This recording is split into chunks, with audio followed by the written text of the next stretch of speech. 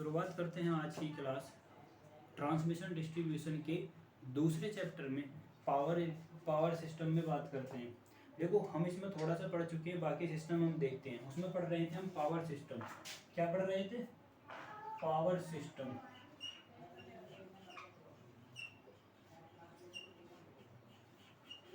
Power system में comparison चल रहा था। पहले ये देखिए, एक पावर सिस्टम में हम फार्मूला यूज करते हैं। किसका फार्मूला यूज करते हैं कि बताइए ट्रांसमिशन लाइन को किस डिस्टेंस तक यूज करा जा सकता है।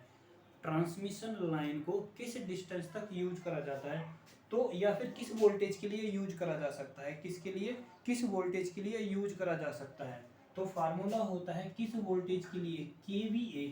यह वह ट्रांसमिशन की लाइन है जिसके लिए आप उस ट्रांसमिशन लाइन की वोल्टेज को ज्ञात कर रहे हो। यदि वो वोल्टेज देता है और पावर देता है तो आप बता सकते हैं वो लंबाई देता है, क्या देता है, लंबाई देता है और पावर देता है, तो आप बता सकते हैं कि उस ट्रांसमिशन की वोल्टेज, ट्रांसमिशन लाइन की वोल्टेज को, ट्रांसमिशन लाइन को किस वोल्टेज तक आप प्रयोग कर सकते हो, उस ट्रांसमिशन लाइन को किस वोल्टेज के लिए प्रयोग करा जा सकता है। तो हम निकाल रहे हैं वोल्टेज रीडिंग। ऐसे समझिए, वोल्टेज KVA में, वोल्टेज KVA में वोल्टेज निकाल रहे हैं। क्या निकाल रहे हैं? वोल्टेज। किसकी? ट्रांसमिशन लाइन की। किसकी निकाल रहे हैं? ट्रांसमिशन लाइन की वोल्टेज निकाल रहे हैं। तो फार्मूला होता है, बाहर लिखो 5.5 और इंटू रूट में लिखो, और रूट में लिखा जाता है 1 kVA। किलोमीटर जिस दूरी के लिए आप प्रयोग कर रहे हो, 1/61 जिस दूरी के लिए आप प्रयोग कर रहे हो, और KVA और प्लस का KVA जो पावर आपको दी हुई है, और अपॉन का 150 कितना है, 150 कितना, 150। इसके लिए हमें फार्मूला याद रखना है। KVA में जो वोल्टेज निकालनी हो तो 5.5 किलोमीटर जो दूरी दी गई है, और पावर और किलोमीटर से डिवाइड करना है 161 से, और पावर से डिवाइड करना है 150 से। तो ये वो कंडीशन है जिसके लिए हम किसी भी ट्रांसमिशन लाइन की वोल्टेज को कैलकुलेट करते हैं। यदि उसकी लंबाई और पावर दी हो और पूछे आपसे, लेकिन ज़्यादातर क्या होता है, KVA वोल्टेज दी हुई होती है, वो किलोमीटर के लिए भी पूछ सकता है। तो किलोमीटर के लिए आप निकाल सकते हो फार्मूला, इधर से उधर करना है, इधर से उधर करना है। यदि वो पावर रेटिंग भी पूछेगा तब भी वही लगेगा। तो बात करते हैं हम आज AC और DC की। देखो कंपैरिजन करेंगे AC और DC ट्रांसमिशन लाइन में, कंपैरिजन करेंगे AC और DC ट्रांसमिशन लाइन में, comparison of DC and AC transmission line.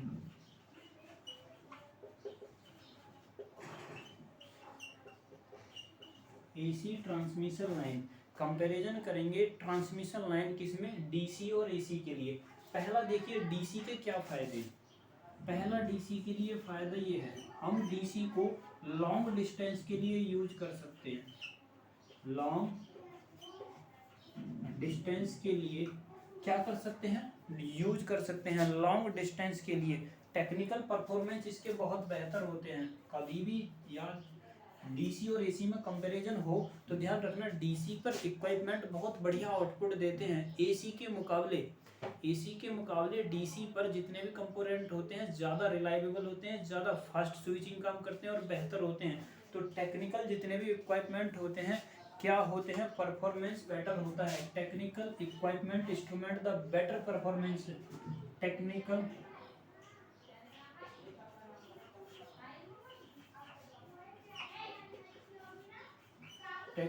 Equipment better perform on DC। और दूसरा DC जो होती है मोर रिलायबल होती है,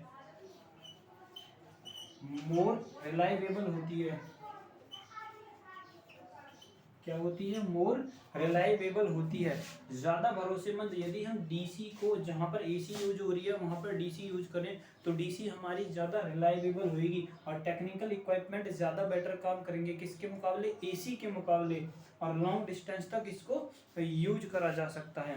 देखिए एक ग्राफ है जो DC और AC के बीच में डिस्टेंस और कॉस्ट के बीच में खींचा जाता है। यदि मैं ग्राफ खींचूं किसके लिए? डीसी ट्रांसमिशन लाइन के लिए और एसी ट्रांसमिशन लाइन के लिए। किसके बीच में? कॉस्ट और किलोमीटर, दूरी या डिस्टेंस के बीच में। कॉस्ट ऑफ डिस्टेंस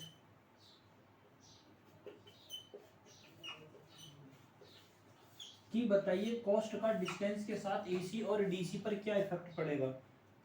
तो ये ग्राफ देखिए, यदि मैं कहता हूं कि मेरे पास इस लाइन पर मैंने कॉस्ट को रखा, इस लाइन पर मैंने क्या रखा? दूरी को रखा या डिस्टेंस को रखा। डिस्टेंस कितनी है? इस लाइन पर मैंने किसको रखा? डिस्टेंस को रखा। तो याद रखना, एक जब हम डिस्टेंस डीसी के लिए निकालते हैं तो जितनी ज्यादा वोल्टेज होती है, जितनी ज्यादा डिस्टेंस होती है, लगभग में कॉस्ट डीसी के लिए सेम होती है। डीसी के लिए क्या होती है? सेम होती है। डीसी को जितनी ज्यादा दूरी तक प्रयोग करेंगे उसकी डीसी ट्रांसमिशन की जो कॉस्ट होती है वह उतनी ही कम होती है, लगभग में सेम होती है।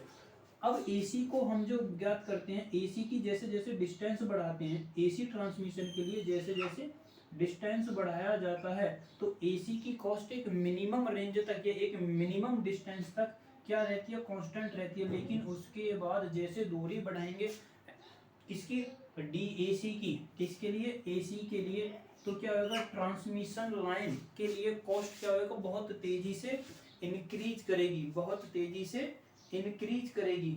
इसको, इस वाले पॉइंट को, और जिस पॉइंट पर एसी और डीसी दोनों की वैल्यू क्या होती है? सेम होती है। किसके लिए? डिस्टेंस के लिए। किसकी वैल्यू? कॉस्ट की वैल्यू। उसे बोला जाता है ब्रेक ओवर डिस्टेंस। इसे क्या बोला जाता है? Break over distance. क्या बोला जाता है इसको? Break over distance. Break over distance, इस डिस्टेंस को बोला जाता है जहां ट्रांसमिशन लाइन की एसी और डीसी दोनों की वैल्यू ट्रांसमिट करने के लिए कॉस्ट क्या होती है? बराबर होती है। उसको बोला जाता है ब्रेक ओवर डिस्टेंस। क्या बोला जाता है उसको? ब्रेक ओवर डिस्टेंस बोला जाता है। क्या बोला जाता है उसको भाई? ब्रेक ओवर डिस्टेंस बोला जाता है। और याद रखना, यदि कहे कि ओवरहेड के लिए ये लाइन ब्रेक ओवर डिस्टेंस, मैं लिख रहा हूं break over distance. Break over distance जो होती है हाई वोल्टेज, किसके लिए? High voltage overhead transmission line के लिए यह होती है 500 से लेकर 800 किलोमीटर के बीच में। ये डाटा इम्पोर्टेंट है कि बताइए high voltage overhead transmission line के लिए ब्रेक ओवर वोल्टेज कितने के लिए होती है? तो इसकी रेंज होती है 500 से लेकर 800 किलोमीटर के बीच में। 500 से लेकर 800 किलोमीटर के बीच में। यदि यही कंपैरिजन अंडरग्राउंड केबल में करवाए, किस में करवाए? अंडरग्राउंड केबल में करवाए, तो यही दूरी 40 किलोमीटर के अप्रॉक्स बैठती है। कितनी बैठती है? 40 किलोमीटर के अप्रॉक्स बैठती है।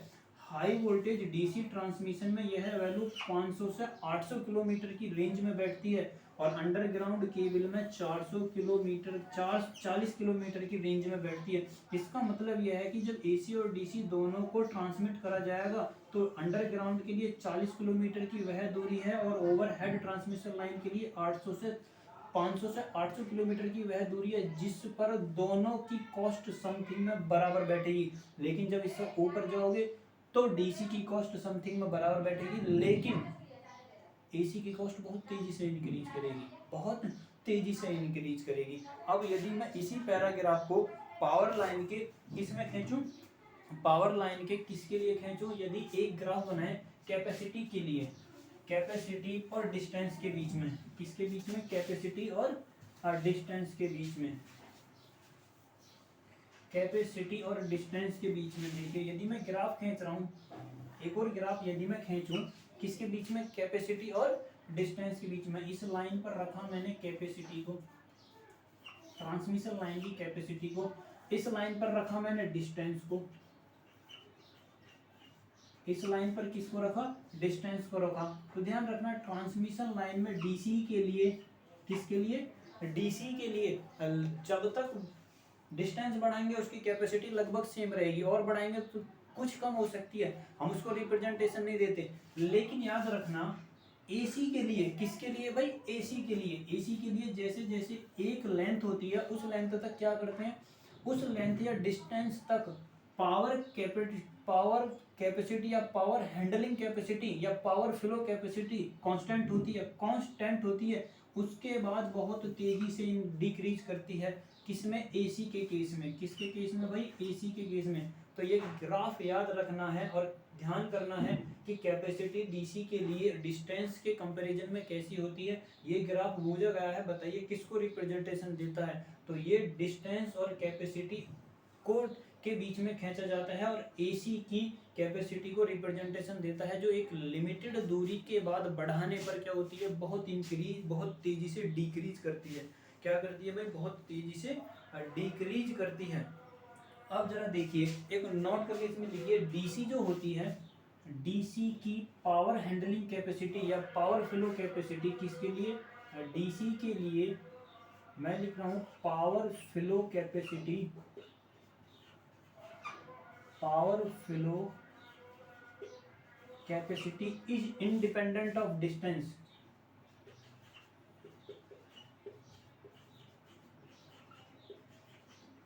Independent of distance, transmission line distance, या ऐसे लिख लीजिए distance, length of transmission line भी लिख सकते हैं, या फिर मैं लिख सकता हूँ इसको लेंथ ऑफ ट्रांसमिशन लाइन। तो ये इंडिपेंडेंट होती है क्या, लेंथ किससे, डीसी से। डीसी जो होती है, डीसी की पावर इंडिपेंडेंट होती है किससे, डीसी के केस में इंडिपेंडेंट है डिस्टेंस से। बस इतना याद रखिए। आगे देखिए, डीसी को फ्लो करने के या डीसी को ट्रांसमिट करने के लिए हमारे पास तीन मेथड हैं। डीसी को ट्रांसमिट करने के लिए हमारे पास तीन मेथड प्रयोग होते हैं। एक मोनोपोलर होता है, एक होता है मोनोपोलर, एक होता है बाइपोलर और एक होता है होमोपोलर। एक बाइपोलर होता है और एक होमोपोलर होता है और एक मोनोपोलर होता है। बाइपोलर, होमोपोलर और मोनोपोलर। देखिए पहले कंडीशन देखिए, तीनों बता रहा हूं मैं, जरा ध्यान से देखना। एक मैंने बताया था मोनोपोलर, डीसी ट्रांसमिट करने के लिए हमारे पास, अब मैं डीसी ट्रांसमिट कर रहा हूं, डीसी ट्रांसमिट करने के लिए हमारे पास तीन मेथड हैं। पहला मेथड है हमारे पास मोनोपोलर,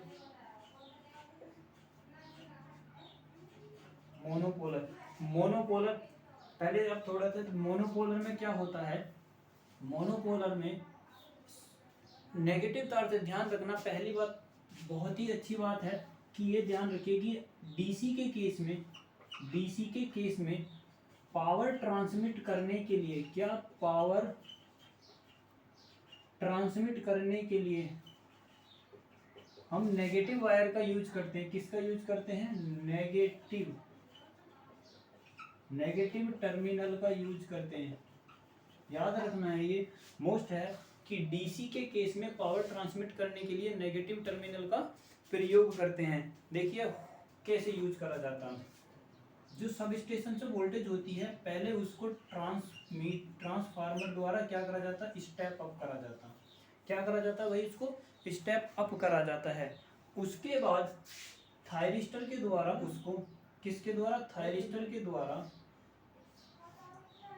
उसको डीसी में बदला जाता है।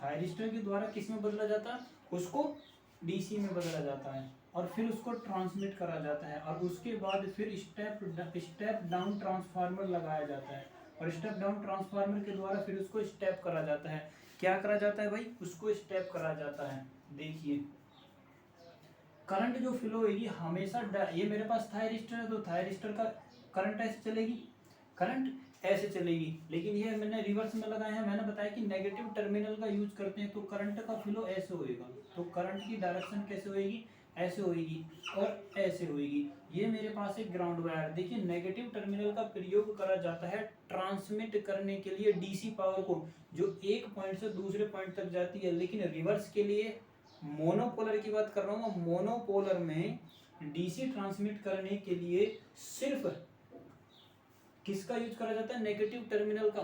बाकी रिवर्स वायर का जो काम करता है वो ग्राउंड वायर का, ग्राउंड वायर का प्रयोग करा जाता है। लेकिन खासकर हम किसका प्रयोग करते हैं, ग्राउंड का यूज करते हैं।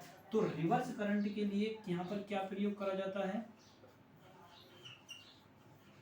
और रिवर्स करंट के लिए किसका प्रयोग करते हैं हम, ग्राउंड का। जो हमारे पास ग्राउंडिंग होती है उससे हम क्या करते हैं, अपनी पावर को रिवर्स करते हैं। आगे देखिए, दूसरा होता है बाईपोलर। एक होता है हमारे पास बाईपोलर। बाईपोलर में क्या काम करते हैं, नेगेटिव टर्मिनल को डबल वायर का यूज करते हैं। यहाँ पर सिंगल वायर का यूज करा गया है, लेकिन बाईपोलर में क्या करते हैं, डबल पावर का यूज, डबल उसका यूज करते हैं वायर का। तो देखिए कैसे हम इसको, एक थायरिस्टर मेरे पास ये है, दोनों, एक थायरिस्टर मेरे पास ये है, जोड़ने तो ये है फॉरवर्ड वाइज में, लेकिन करंट हमें कैसे दिखानी है, रिवर्स वाइज में। तो करंट हमें कैसे दिखानी है, रिवर्स वाइज में। मान लीजिए इधर से करंट इन्वर्ट होगी, तो इनको सीधा करिए, इधर से इन्वर्ट होगी, इधर से करंट क्या होगी, आउटवर्ड होगी।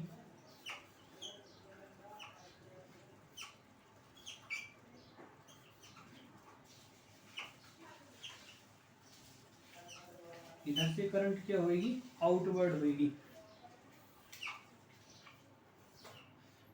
तो करंट की डायरेक्शन किधर होनी है, करंट की डायरेक्शन इधर ही होनी है। देखो करंट की डायरेक्शन हम जो मानेंगे, अब इसमें करंट की डायरेक्शन याद रखनी है ऐसे और ऐसे, क्योंकि करंट अपना एक लूप बना रही है। क्या बना रही है, एक लूप बना रही है। और याद रखना ये भी नेगेटिव टर्मिनल है और ये भी नेगेटिव टर्मिनल है, और इसके बीच में इसको क्या कर दिया जाता है, ग्राउंड कर दिया जाता है। यहाँ पर भी क्या करा गया है, ग्राउंड करा गया है, और यहाँ पर भी क्या करा गया, बीच के टर्मिनल को ग्राउंड करा गया है। ये दो वायर पावर को ट्रांसमिट, देखो ट्रांसमिट ही कर रहे हैं। रिवर्स वायर का काम यहाँ पर ग्राउंड कर रही है अभी भी कौन सी कर रही है, रिवर्स वायर में। और ध्यान रखना, बाईपोलर में मान लीजिए ये करंट I1 है और ये करंट I2 है, और ये दोनों क्या करते हैं, I1 बराबर I2 होता है।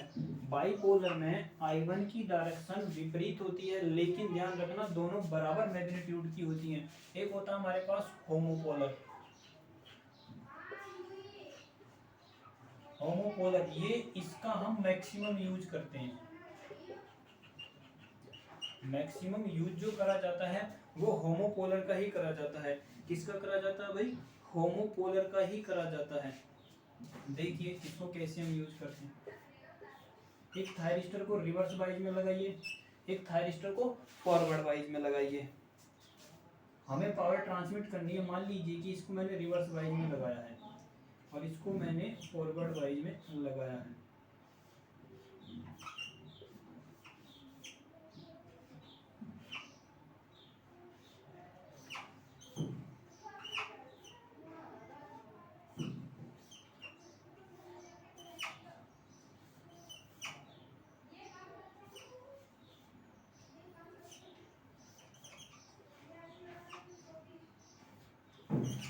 देखो इसमें अभी भी ये दोनों टर्मिनल उसी की तरह काम कर रहे हैं। हम क्या काम करते हैं, कभी कभी यहाँ पर जो रिवर्स वायर होता है या तो हम ग्राउंड से प्रोवाइड करवा देते हैं, या फिर कभी कभी कंडक्टर का प्रयोग कर देते हैं। मैक्सिमम हम किसका प्रयोग करेंगे, क्योंकि हमारे पास होमोपोलर है, मैक्सिमम इसका किसके लिए प्रयोग करेंगे, कंडक्टर का। देखो यहाँ पर तो एक लूप है, यहाँ पर लूप है टोटल हमारे पास ये करंट का, करंट एक ही वायर से फ्लो हो रही है, लेकिन यहाँ पर करंट का लूप ऐसे नहीं है। यहाँ पर जरा ध्यान से देखो, यहाँ पर जो है, यहाँ पर जो करंट का लूप बनाएंगे हम एक फ्लो डायरेक्शन में बनाएंगे। देखो